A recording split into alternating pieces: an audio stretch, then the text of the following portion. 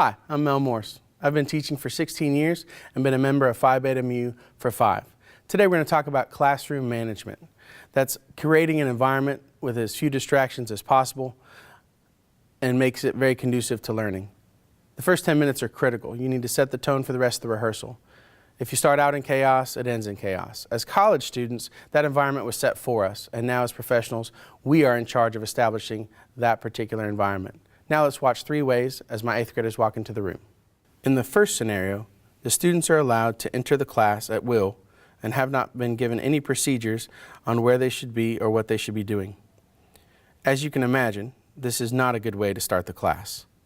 From this point, most teachers will either struggle to gain control of the class or become frustrated and yell at the students about their behavior, when the truth is the students are only doing what the director allows them to do.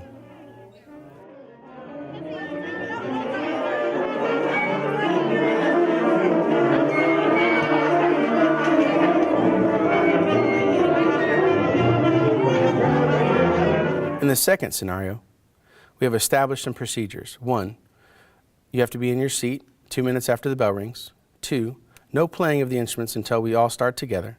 3, class begins when I step on the podium. While this is effective, the students are still very unfocused and most teachers would struggle to get them to pay attention. In the final scenario, we add 2 important steps. We greet the students at the door, reminding them that they have 2 minutes and to make sure that they read the board. We have the goals of the day, a list of materials needed, and a simple bell ringer exercise to keep them on task even during the setup process. Now when the director steps on the podium, the students are on task, focused, and ready for class to begin. The director does not have to yell or get frustrated at the students because they know exactly what to do and what is expected of them. This is your first lesson. This is what should happen when you step onto the podium. You want to make sure the students have an expectation of what you want them to do. For me, I try to use a nonverbal communication where I raise my hand and everybody in the room raises their hand, and that lets them know to find me in the room and to find out whatever instructions that we need to get class started with. The classroom environment has to be set up in such a way that is conducive to the learning process. Eliminate as many distractions as you can. Some things to consider are, is the set ready? Make sure that the set's ready so you don't take the first 10 minutes of class where everybody's getting a chair and a stand. The organization of the classroom. When they walk in, do they go directly to their cubbies? Making sure that each class has a separation of instruments so they don't all go to the same 10-foot square spot. Now that we've got you from the bell to the first note, in a perfect world, all you would have to do at that point is conduct and teach.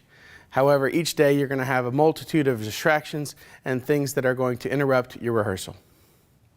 Each school has their own way of how to handle attendance. Obviously, your classes are going to be much larger than a standard class, and calling roll name by name is not going to be something that's going to allow you to get it done in an appropriate amount of time.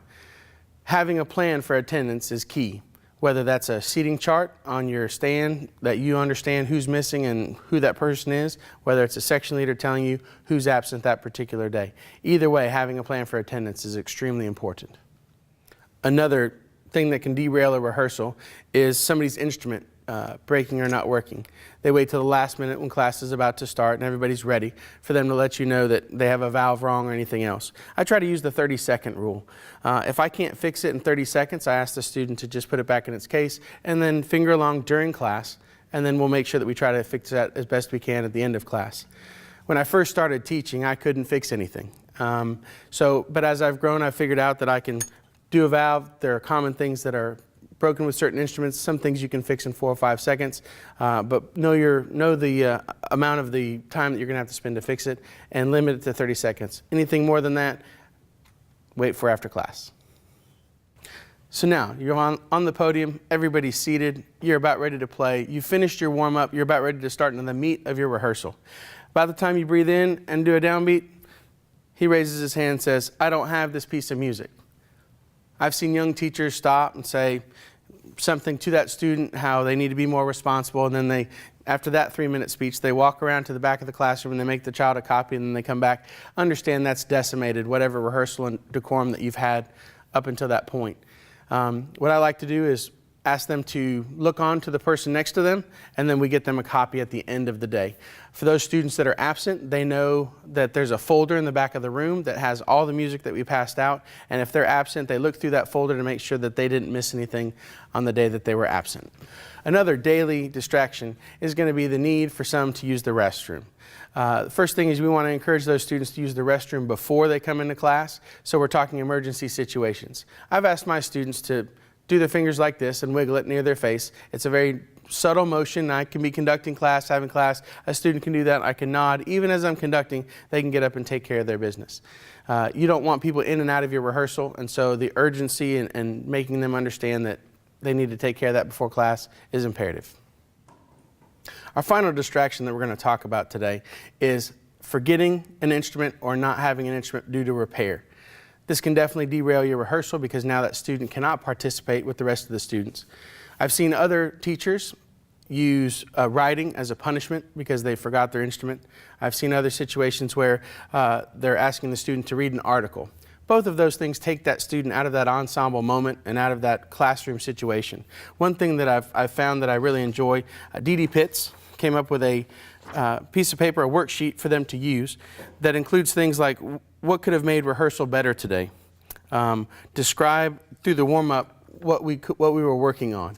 Allows that student to have maybe to listen even more since they don't have the apparatus in front of them to find out what things are working in class and what things aren't. Asks them also to appreciate some of the things that their fellow band members are doing to make this rehearsal more effective. And then finally it says, tell me the things that you missed today because you didn't get a chance to bring your horn. Having an instrument like this allows the student to have something to do. You get feedback immediately on what he or she saw, and sometimes it's a great reflection to see what your class looks like through the eyes of your students. Obviously, I'm a better teacher today than I was the first day on the job. I have many people to thank for that. A short list would be David Wilson, Ernie Reese, and Brian Gillentine. These were older band directors in my area that took me under their wing and showed me the ropes, so to speak. They made it very easy for me to call them with a question, made it very easy for me to listen to the response, and gave me opportunities to grow. Asked my opinion on things so that I learned how to handle those. Classroom management is one of those things that in college you take for granted. It's something that's set up for you. You come in and everybody understands rehearsal etiquette because of the ensemble that you're in. You now are responsible for that.